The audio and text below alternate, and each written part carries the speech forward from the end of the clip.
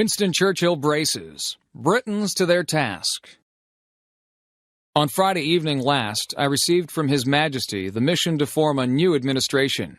It was the evident will of Parliament and the nation that this should be conceived on the broadest possible basis, and that it should include all parties. I have already completed the most important part of this task. A war cabinet has been formed of 5 members, representing, with the Labour, Opposition, and Liberals, the unity of the nation. It was necessary that this should be done in one single day on account of the extreme urgency and rigor of events. Other key positions were filled yesterday. I am submitting a further list to the King tonight.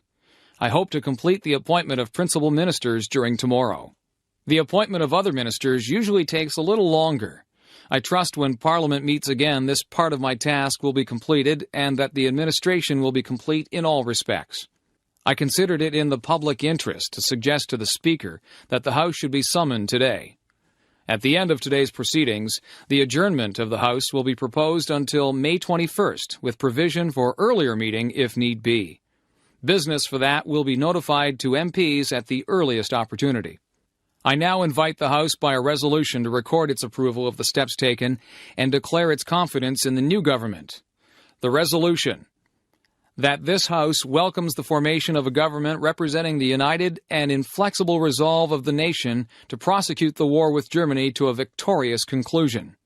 To form an administration of this scale and complexity is a serious undertaking in itself. But we are in the preliminary phase of one of the greatest battles in history.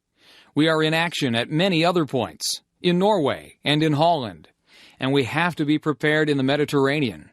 The air battle is continuing, and many preparations have to be made here at home. In this crisis, I think I may be pardoned if I do not address the House at any length today, and I hope that any of my friends and colleagues, or former colleagues who are affected by the political reconstruction, will make all allowances for any lack of ceremony with which it has been necessary to act. I say to the House, as I said to ministers who have joined this government, I have nothing to offer but blood, toil, tears, and sweat. We have before us an ordeal of the most grievous kind. We have before us many, many months of struggle and suffering.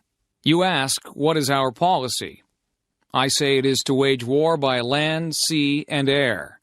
War with all our might and with all the strength God has given us, and to wage war against a monstrous tyranny never surpassed in the dark and lamentable catalogue of human crime. That is our policy. You ask, what is our aim? I can answer in one word. It is victory. Victory at all costs. Victory in spite of all terrors. Victory, however long and hard the road may be, for without victory there is no survival. Let that be realized. No survival for the British Empire. No survival for all that the British Empire has stood for. No survival for the urge, the impulse of the ages, that mankind shall move forward toward his goal. I take up my task in buoyancy and hope. I feel sure that our cause will not be suffered to fail among men. I feel entitled at this juncture, at this time, to claim the aid of all and to say, come then, let us go forward together with our united strength. Lou Gehrig, Farewell Speech. Fans, for the past 2 weeks you've been reading about a bad break I got.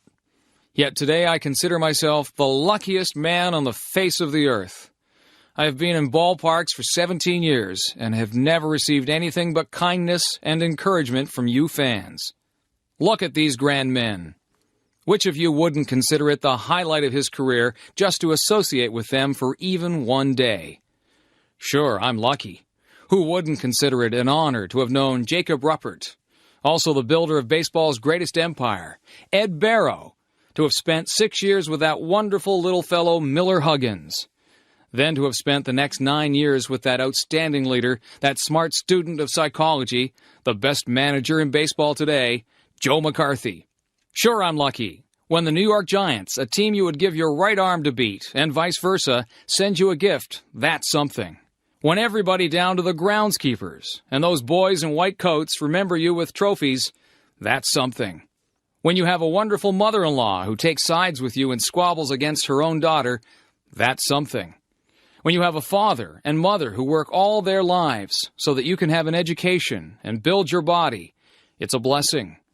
When you have a wife who has been a tower of strength and shown more courage than you dreamed existed, that's the finest I know. So I close in saying that I might have had a tough break, but I have an awful lot to live for.